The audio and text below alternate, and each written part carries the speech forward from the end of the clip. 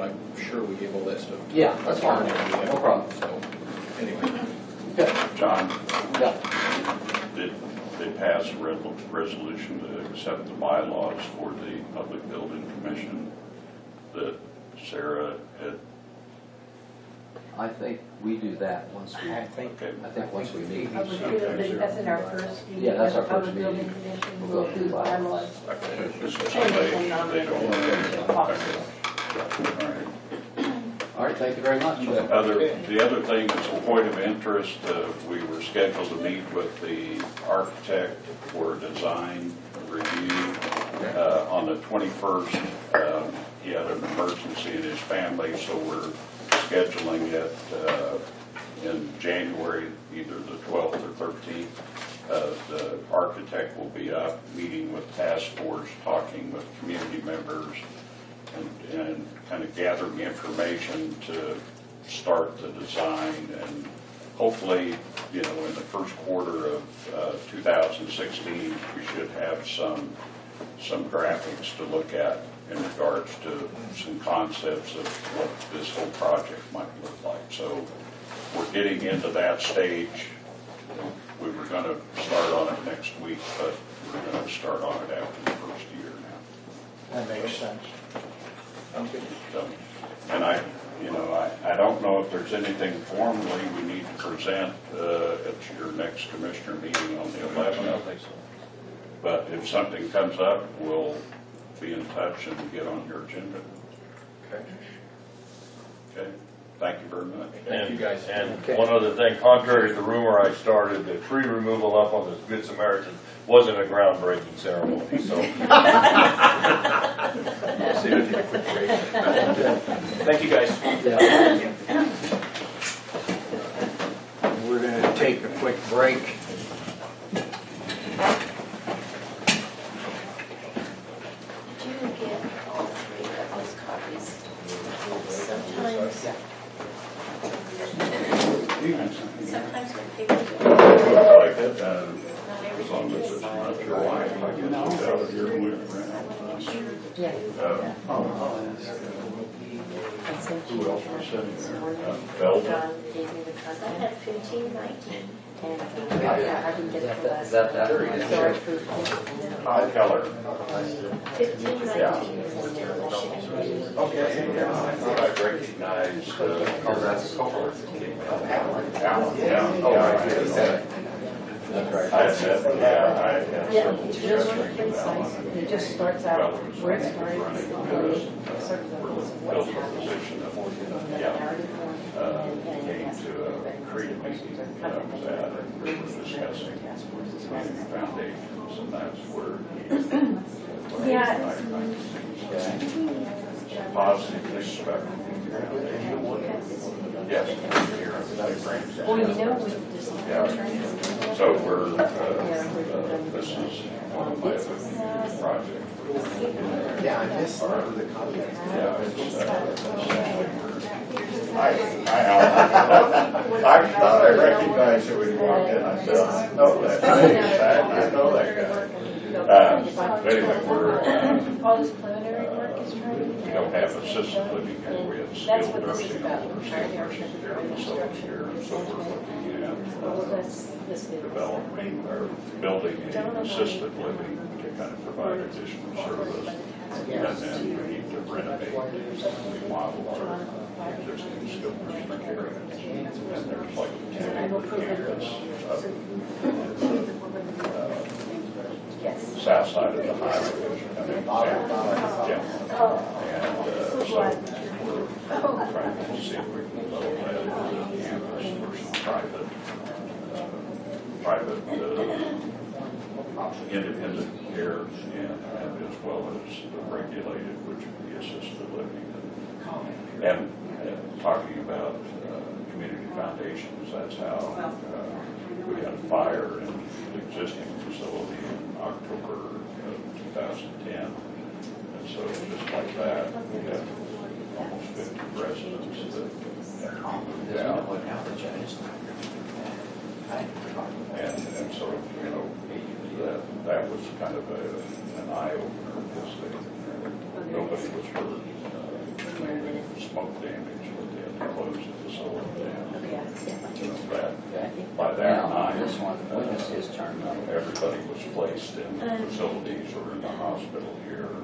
Through December next year. Then- He'll be then it reelected was a next year. question, So but January 11th. Good Samaritan Society, now that Sioux Falls owns it, and this was actually the last facility that they They had a facility in Oberlin, Atwood, Goodland, Big Turn Springs, and they decided we're not going to own Turks and Borders. The communities want nursing homes, and they have not, will lease them, provide your service and operate. So this was really the last. So what I'll do is They were ready to task force and say we were going to turn it over to the county. So once the fire, I think the simplest thing is then you shut it down. But there was such a first support in the community, they said, okay, we'll keep going. So they took their insurance I'll get it on that definitely. renovated, downsized the about 48 residents, now about 35. Essentially, we had knocked everybody out. This is like February. Yeah. And I don't think that's a We had 20-something back. Oh, I see, I see. Okay. Okay. Yeah, and it's gonna operate for community like this. We're gonna have some jobs, there's care for aging and such. And so, since that time, then essentially the county is assuming the lead for the facility. And so now we're saying, They said no slipping and sliding. Yeah, it's really facing out there. 2011, we're up to 6 mills to support. Yeah. Thank you very much. You betcha. This is 5 years later, here we are still. Yeah. It started. Yeah, well, and we actually raised about $100,000 from October. Karen, how are you?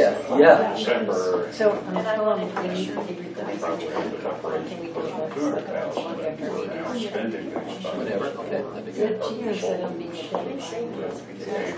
pay for some of all of the expense, so that's kind of taking some of the pressure off the county commissioners, so that they now are actually budgeted. Yeah, that'd be good. We should have stopped on those funds for 5 years, but, Right, and then they'll you know, It was nice. About 200 words. it didn't get done. Yeah. But That's good. And I sent it to both our email addresses. Which one do you Yeah, prefer? I bet. I think it's coming along good. Yeah, I think everything's coming along pretty good. Paperwork one step at a Yeah, time. that's right. and kind of keeping. We're pretty thorough, so we bring stuff to you. We had matching fund drive, Definitely headed back getting today. for living. Yeah.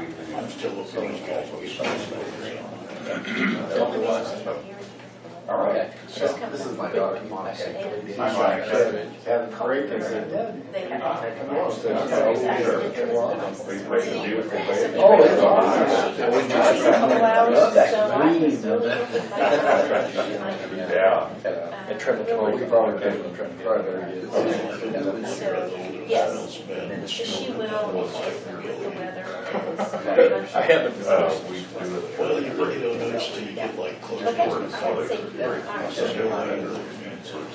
No, we decided if you We'll want leave it. and bring it to neighbors, and we did that is, Know where those bills the board, got for they the haven't had to firehouse. raise any funds. They basically all came on board with the local municipality. We need help raising funds. I didn't put these on because, well, I have They them, have. but I didn't put them in your packets because they were so lengthy. We'd really like to fill you with them, but they Oh, it's ridiculous. Yeah, $1.80. It doesn't take me much to come down and pick it up. Same much. $1.80 times 12, it adds up. It adds up. It's a fact. It is a fact. That's what I like, the facts. No, okay. Just telling you. Step up here. You guys are ready? Yeah. All right. Turn this back. See ya. Yeah, good to see you too. Merry Christmas, in case I don't forget to say it. Jerry. Jerry. Yes, nice to meet you. Okay. All right, we need to start here. See you, Tom. Alan Schmidt. Hi, Robert Radcliffe.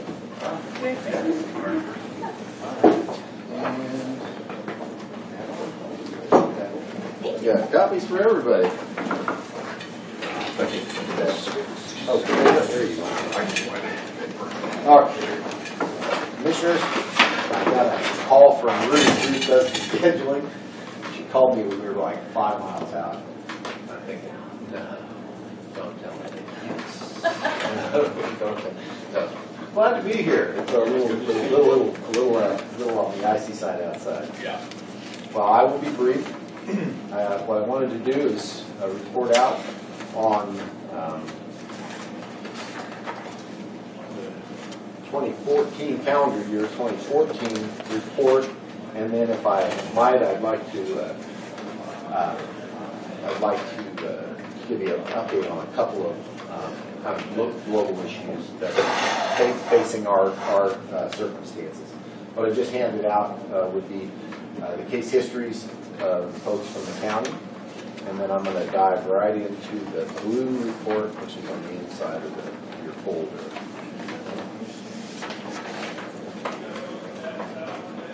Just move on. Yes, sorry. Okay, very good. I'm listening to you. No problem. On the blue report, just kind of give you some focus here. The center portion looks like the table identifies the services for those individuals. There's 4 individuals from Cheyenne County that are in services and where they're in service. So you see college for living, job placement, residential services, infant and toddler services, transportation, targeted case management. So you see those are the services. If you kind of scoot to the right margin and follow that down, you'll see the sum totals of cost of service provided for those folks, $120,289. The amount of federal and state funds that we received is $107,951, and the difference, what is identified as the local monies needed, is about a little over $12,338. Okay, what was appropriated for 14 from Cheyenne County was $84.80, and I believe for 15 kept that flat for that next year. There's a balance or a difference between those numbers, and I believe in June we had put out a letter asking if there's anything that Cheyenne County could do to help close that gap, and so that's kind of the summary there. Any questions regarding this report? If not, I'll jump to the next page, which is it's titled DSNWK Impact, and this represents an 18 county view of what we do. For those that you know who we are is maybe new. We've been around for 40, we're in our 48th year, and been serving Northwest Kansas and Cheyenne County for an awful long time. This report has a mountain of information on it, and again, it's a kind of a global view of all that we're doing. It lists the services by county and staff, and then on the back side would be kind of additional numbers and counts of individuals in service and where, and the type of service. Okay? I will point out that on the very front page of this report, up in the upper right corner, is a listing of the it says service initiation. That's the waiting list. Maybe you've heard, kept up with this statewide. There's about 3,500 people with intellectual developmental disabilities that are waiting Northwest Kansas's count is about 112. That is a bit of a guess, but that's a longer story. We used to control that list, and the state operates it, and it seems to be a moving target. But we believe that's what represents Northwest Kansas. Now, unless you have any questions, I'm going to just jump to a couple of the major pieces that I think all of us need to kind of have an awareness about, and the implications on our system. I think you know from our past reports and what you might catch in the media, things have been pretty difficult for a number of years. The most recent change that we've gone through is represented by we got a home in Atwood that one of our homes was closed down for a number of reasons, one of which was being able to locate employees to cover all the shifts. That was one piece. There is an underlying issue in terms of wages, what we receive in terms of funding to provide civic services and supports. It's been woefully behind. I don't say that just as an expected comment from somebody in my position, but it's absolutely true. We do not set the price on. We get what is given. The rates in our system in 2008 were behind the curve, and there's been no adjustment since 2008. That's an awful long time to go without making even adjustments for those typical cost growth like insurance. We all have to kind of roll with that. But the funding is pretty much set. We know nothing's happened since 2008. We are in a 2-year budget cycle in Kansas. This year's current budget, there's no adjustment. In the next year, there's no adjustment. And we all know what the revenue estimates have been coming in at for our state. So it's a very difficult place to be. So if that weren't bad enough, on the state level, we are entering into a new era. We've talked about, for those that have been on the commission before, about CanCare, and that is the managed care model that we are now in. Our funding is primarily Medicaid. That's how the lion's share of our funding comes. And it's a partnership between the state and the federal government to provide services to people with intellectual and developmental disabilities. So when you hear Medicaid, and it's sometimes branded with a pretty negative thing, it was actually a proactive effort on the part of states and the federal government to say, these folks have needs. Their needs are going to continue lifelong. How can we do this as a partnership? And so they used Medicaid, which is primarily the insurance for the poor, medical insurance for the poor, and they created things called waivers or exceptions outside of the typical Medicaid. So they created waivers to provide service. That channel in Kansas for IDD, intellectual and developmental disabilities, that's our world. There is a waiver for that. There's a waiver for the frail elderly. Sounds like you guys were just talking about that on the agenda before. Then there's the traumatic brain injury. There's the physical disability waiver. There's 7 of those channels, if you will, in Kansas. Here's the change. The state wants to take and put all of those into an integrated waiver. One size fits all, which I'm not convinced that is a good thing. I mean, we're working with it and trying to understand it, but there's not a lot of detail. My concern is, what does that really play out like? Okay? Those that heard us entering into that CanCare world, we had some reservations about it. We didn't know where it was going to go, and frankly, we're a couple of years into it, and it's still got its bumps in the road, and I'll explain one of those here in just a moment. But we've got this integrated waiver that we don't know how it's going to play out. When we first heard, it was communicated in July and August of this year with an anticipation of the state recommending an adjustment, an amendment to their practice, January 1, with an implementation in July 1. I don't know about you, but things that involve much change like that, to turn it over in a couple of months is foolhardy, if you ask me. Well, I think that they were hearing feedback, and they adjusted the timeline. They pushed it out another 6 months. But time flies when you're having fun. And so this is anticipated to begin January 1 of 2017. But I'll tell you, there's a lot of detail we have to figure out between now and then. Now let me fill you in on a little detail here. One of our experiences, you may have noticed on that blue sheet something called targeted case management. It's one of the services that we provide, have provided for many, many years, probably as long as that service has been available. The state, collectively, I'm going to dive into the weeds just slightly. That service is helping people to navigate the complexities of state regulation, eligibility, all those kinds of things. Very, very important role.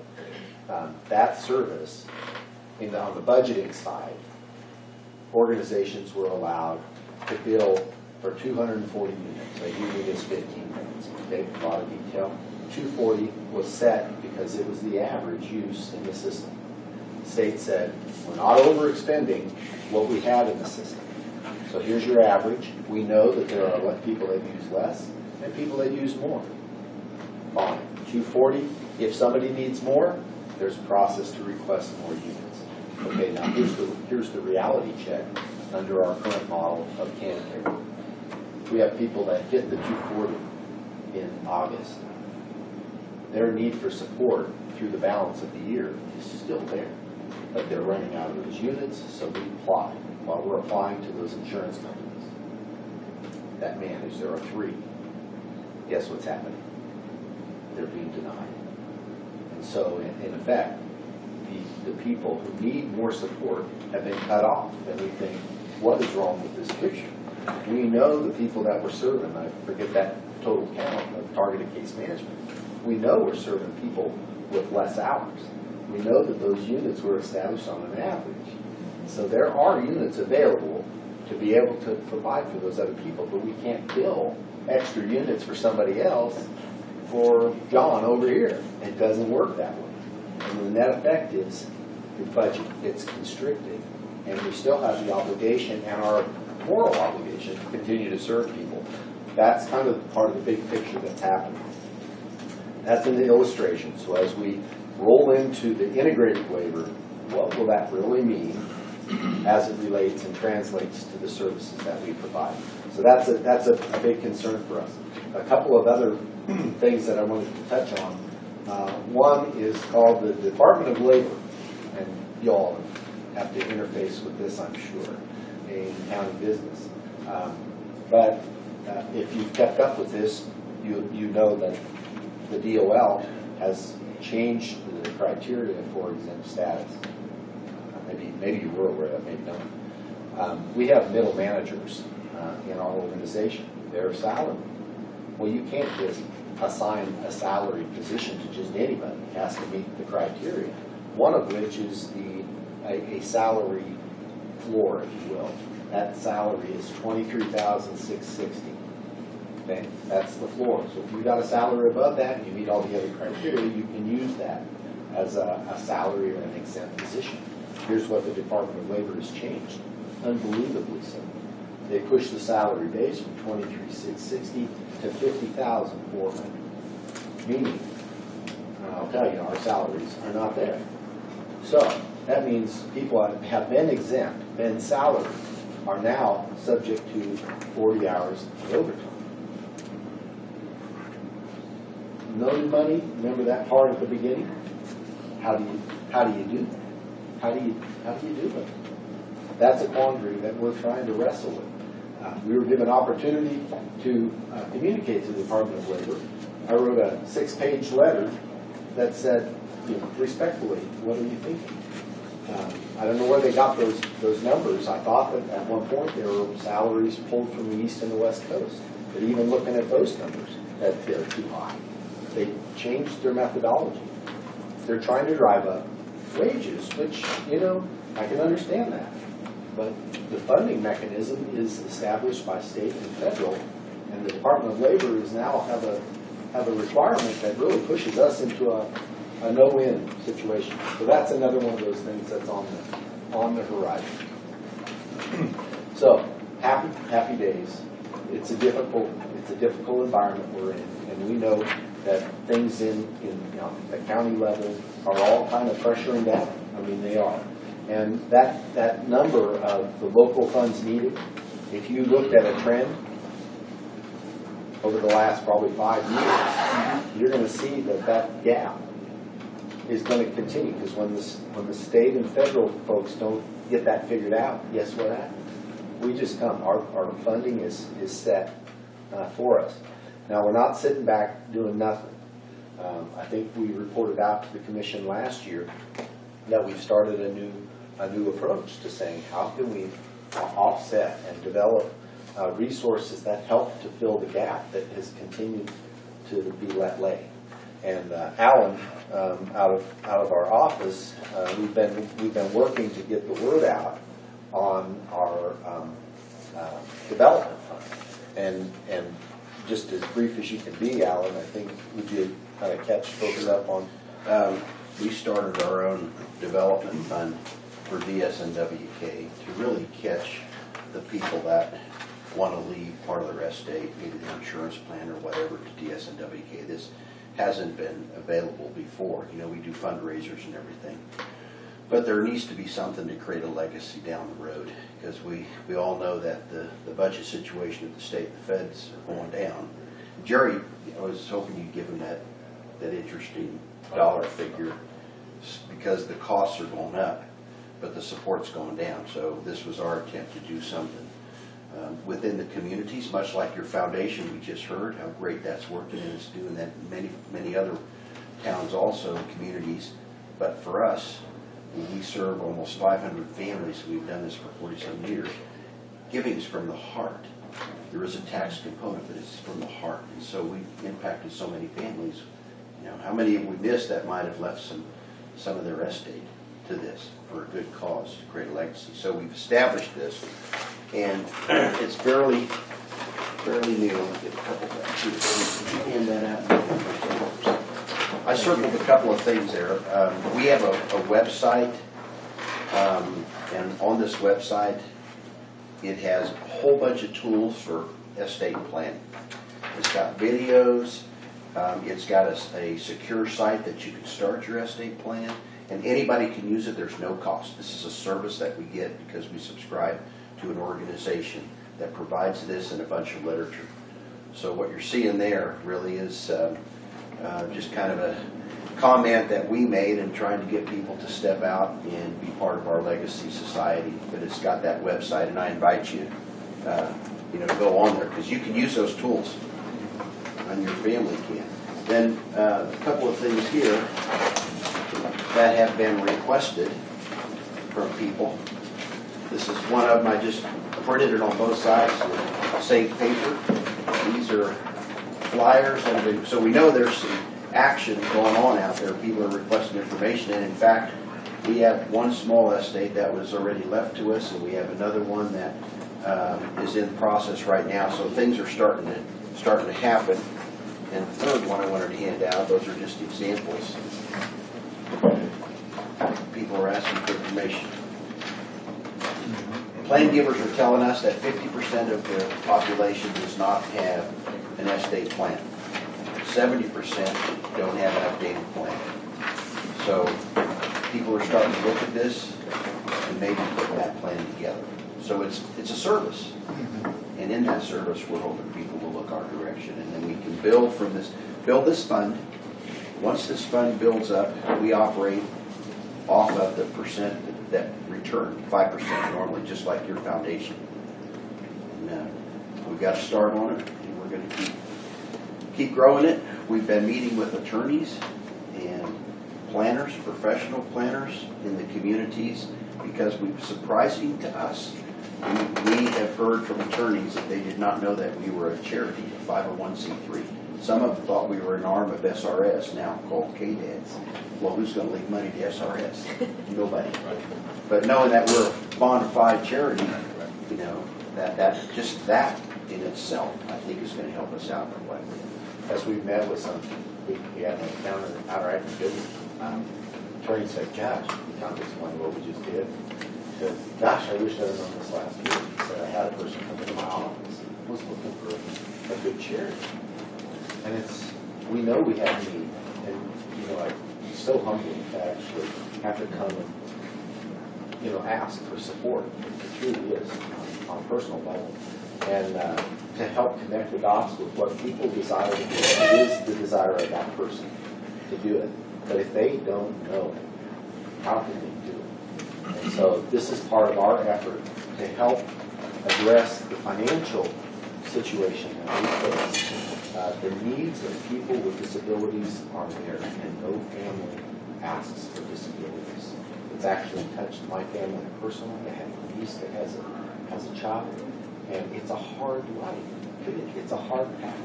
And so our mission emerged from families saying, gosh, we want something better.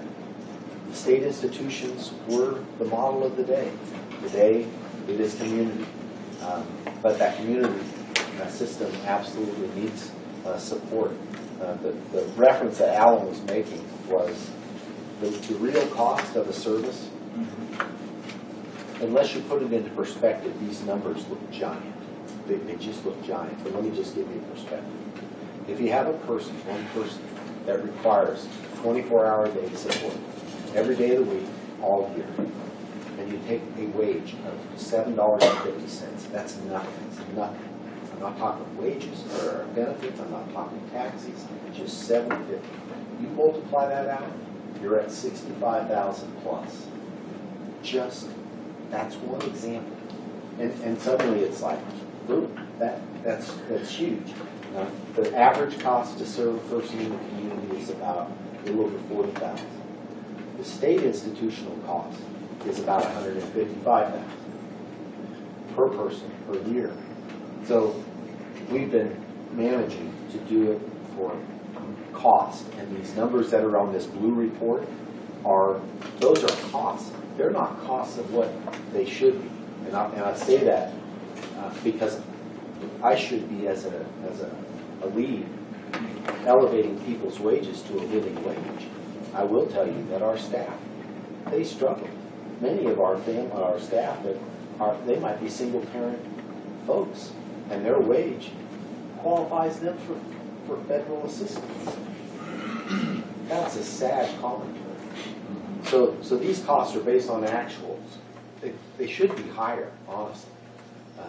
But I'm going off on a little bit of my soapbox. I will finish with this, and that is what you all do to help support the work is we are so grateful for it. I don't know what we would do without it. We would have a huge gap of which families would be more deeply affected. So thank you for what you do.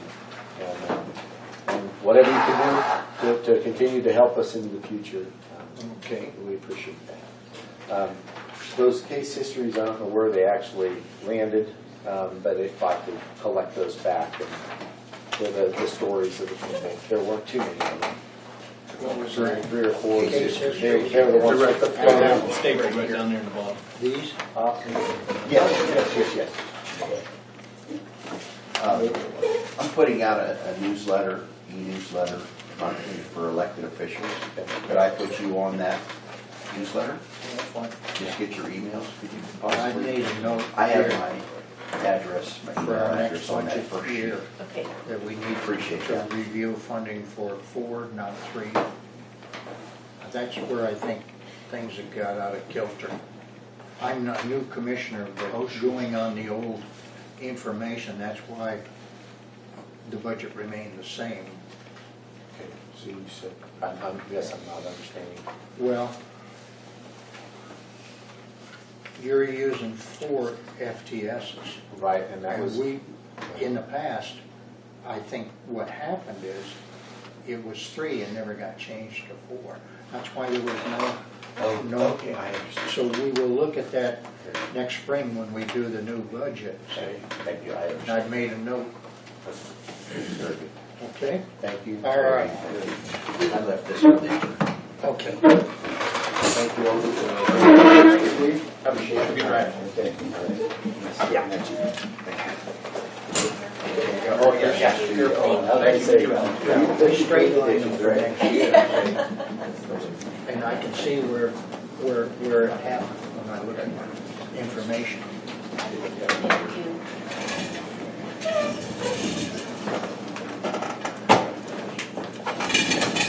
Let's go ahead. Kevin, come on.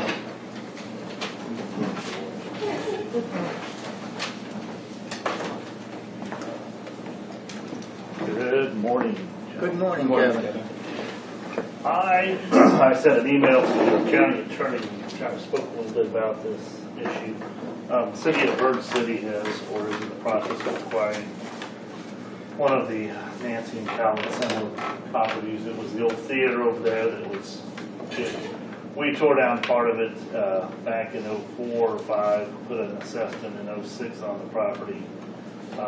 Tore down the rest of it this last year, and then we sued them in district court to collect all the amounts due to us under the assessments. As a result of the lawsuit, we entered a settlement agreement, which part of which was the county, city of Bird City will acquire that property. In fact, I have a deed that I'm going to record shortly on that. Long and short of it is what I'm here for is the city of Bird City is going to ask that the assessment and penalties, which are really interest, to date be removed off of that property, which are amount to around $36,986.90. That's money that would go to the city of Bird City anyway. If someone were to come in and pay that, that money would come to the city, back to the city anyway. So since we're acquiring the property, obviously, that's an amount we don't look to collect anymore. The balance of what's owed on that property, which the total amount owed to date is like, I just got the printout, and it's $39,061.38. So you can see that most all of that is our assessment and the penalties related thereto. So what I'm asking the commissioners to consider is the waiving of the penalties to date on that property. I would like you to consider waiving the taxes also, but I think your county attorney probably ought to advise you whether you can do that or not. We would, of course we'd like that.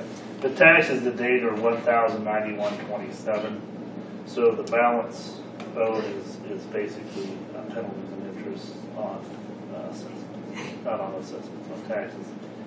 I think if I did the math here, we are looking at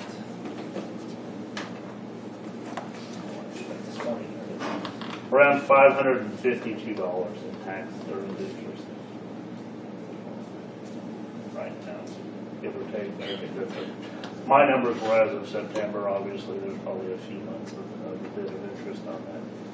So I'm not asking for a decision today. I actually told Nicole what I would be planning on doing today, asking the commissioners to make that consideration and determine what you want to do. I know that recently you did do some reduction of taxes on a piece of property or an adjustment of some sort, and we'd like to save consideration for the city of Bird City. Okay, we can consider that and talk to Nicole. Yeah, that probably be best. She's not here today. All right, that's all I have. Yeah, so the total adjustment, I guess, would be it's a little over $1,500 if you did the taxes. So you're asking for the taxes and the penalties? Taxes and the penalties, but that you guys can probably start to do what you do. So the city can do, they can sell this or build something there. They haven't really decided. Right now it's a lot. They have some projects they want to do. We'll take into consideration if that piece of property will fit into that project. Okay, 36,986 goes back for the city, so. Okay. Yeah. Okay. My understanding on that, because it was a special assessment, the interest is to be paid to the city on that. Anyway, all we need to do is send a notice over to the treasurer's office to take it off the tax roll. But, anyway. We will talk to Nicole for you. You also too. Okay. All right? Thank you, Kevin. Have a Merry Christmas, guys. You too. You boys keeping Dad out of trouble? See you. Thank you. Yeah, that's No broken house this time.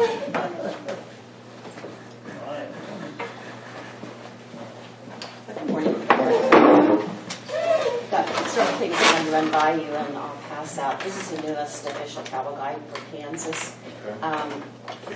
If you happen to notice that there are not a lot of things in Cheyenne County in there, please understand that if anyone wants to be in this publication, they have to pay for it, Yeah. unless it's in a script.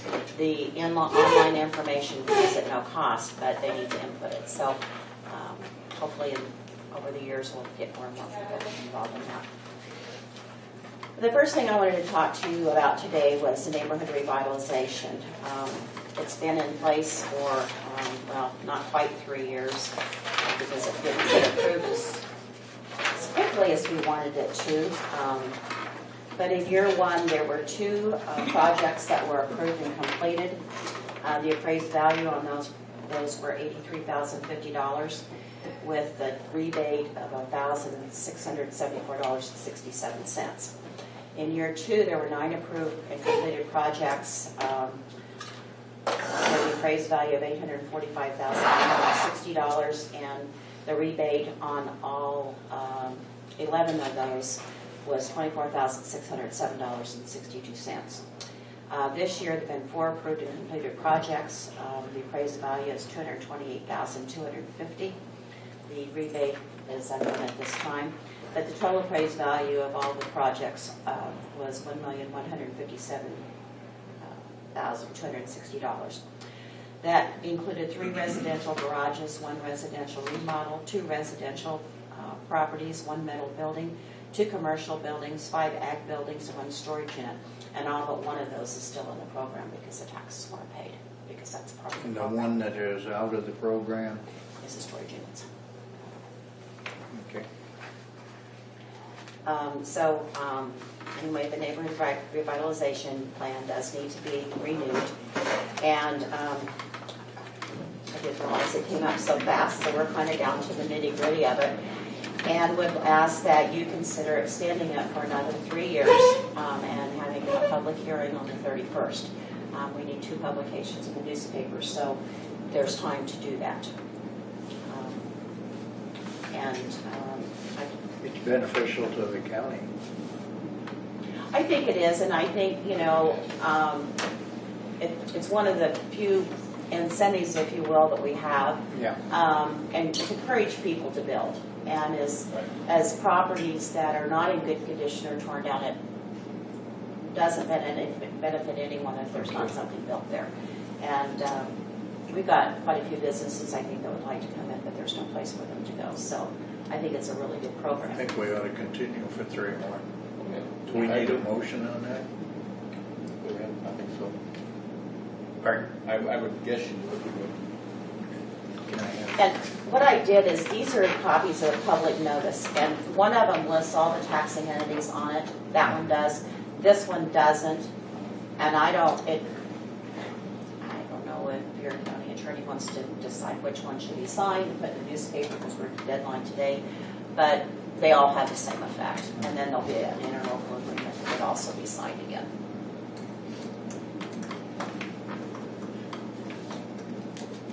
I'll make a motion that we publish a notice of public hearing to extend the neighborhood revitalization plan. For 3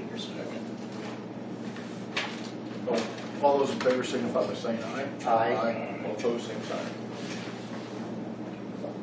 Just requires one signature, so.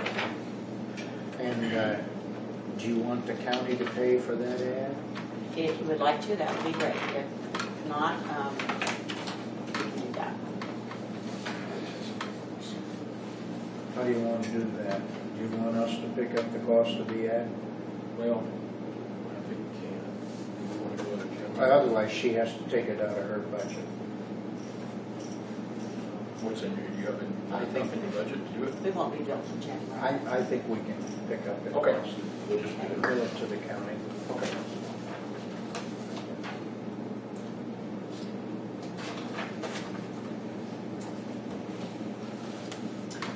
The other thing is that this past summer, the Dave Hansen Foundation gave each county in Northwest Kansas $50,000. And at that time, we were encouraged to apply for a grant for the roadside park. We did not get that, but it was Carol Silver did submit it again, and we now got the grant. And so what we're going to do is CCDC is going to take the lead. We're going to redo the signage that's up there right now. It's on vinyl on both sides. One side has a map of the state of Kansas. Kansas publishes a map every 2 years. And on the next one, we hope that the byway will be on there. So we'll be changing that portion of it. I checked with the Thresher Show. They have some information on there, which is not correct. They're going to meet with me and get that updated. The rest of it, there's some information about Kansas in general, about where's the capital, what's the state flower, and that kind of thing. We're just going to update it. And then the other side has pictures of things that, like tourist kind of things on it. There's also some businesses currently on there, and when we redo it, we don't want to do those businesses because, unfortunately, businesses come and go. There's also another smaller sign up there between the restrooms that I want to see if we can get some kind of a door that opens with a lock on that, because right now you have to take the screws out and replace the glass and everything. But so that we can update things and so that we can have a list of our restaurants, our lodging, and things, and if there's a special event coming up that we can do that and we'll be on board for it. So, and then when the springtime comes, CCDC will do some painting up there on the benches and stuff. The grant was like for $2,380. So just something that needs to be done. It's not a big project, but there's a lot of people that stop there as they either come through town one way or the other, and we want to have a good place for them to stop and get correct information. The Cheyenne and Rawlins County received a Healthy Communities Initiative grant. They're in there towards the end of the second year. There's a lot of things going on. The Kansas Health Foundation did that, and there'll be some people in town later this week with the Kansas Health Foundation. They have acquired a food processor, a vacuum sealer, and a blast freezer that they have displayed and used up at the high school, and also at the senior center is very interested in that. And so we're going to be showing them that. In the meantime, I've been asked to do some of the reporting on that, and it comes with stipends, so I agreed to do it, which will give us some more money in the office to do maybe some small project or something. But it's a work in progress. One of the things we're going to be doing is touring the breaks. There's a real push by the state. The governor had mentioned it to me, but with Parks and Transportation would like to see some kind of a bike route out of the breaks. There's been a lot of discussion about it. I've kind of said, well, we've got a problem with the insurance. It's private land, so we'll kind of see where it goes from there. But another recreation would be a Healthy Communities Initiative. The byway is progressing a little bit quicker than we thought. Instead of all the information being in by the end of February, we've now been requested that we have it in by the end of January. And so part of what I'm doing is going through, and I have a list of all the businesses, but they want the ones that a tourist would need, whether it be, medical facilities, restaurants, gas, and stuff like that. I have all that information. I don't have the hours of some of the things, so I'm gathering that. They also want agritourism operators, which would be like the dairy. and the Isley Farms and those places that are doing tours. And also a lot of explanations of dry land and irrigation explanations. So I'm talking to some people that are in that business because I don't know a lot about it. I just take pictures.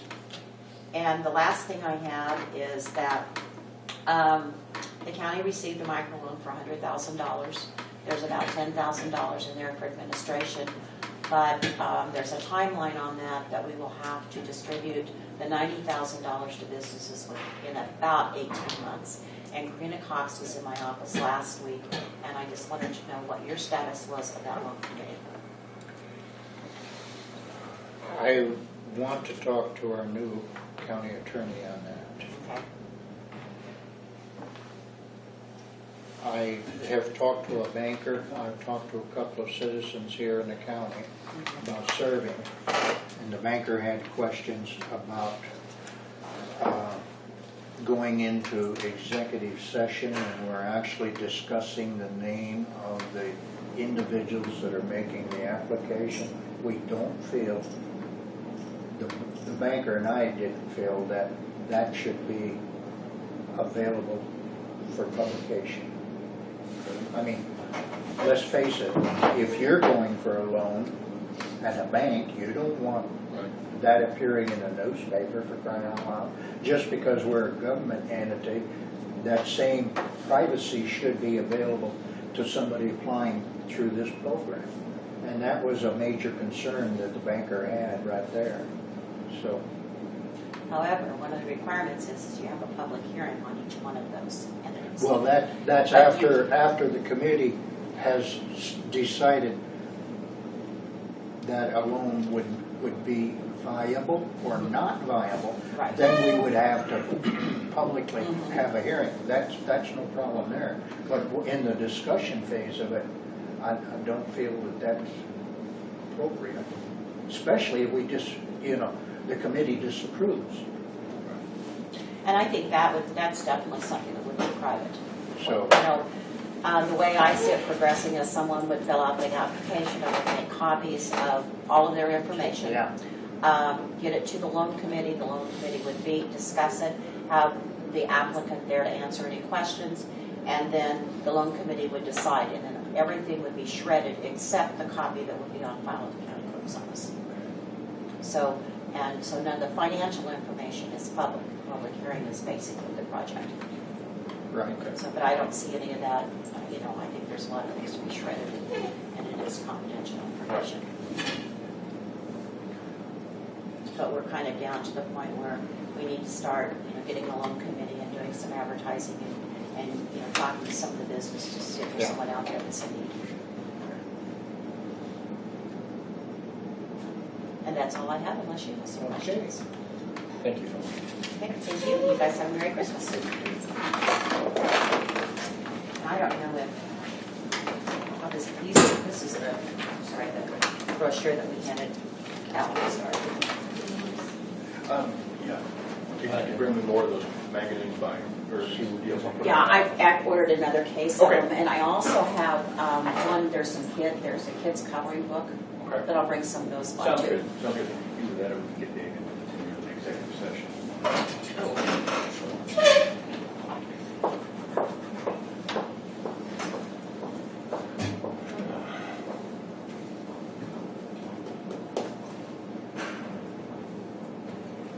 I knew when we made it an exception on Oh, leaving yeah, it yeah. one, that we were opening up a can of worms. Well, sometimes it's better to get But again, something I instead want of to talk nothing. to the attorney, Yeah. because I don't feel comfortable that becomes the way of doing business. It'll be the norm if you're not careful. Yeah. Well, I'm gonna sit there and think that game wrong, then I'll tell you all the story after and shut up. What?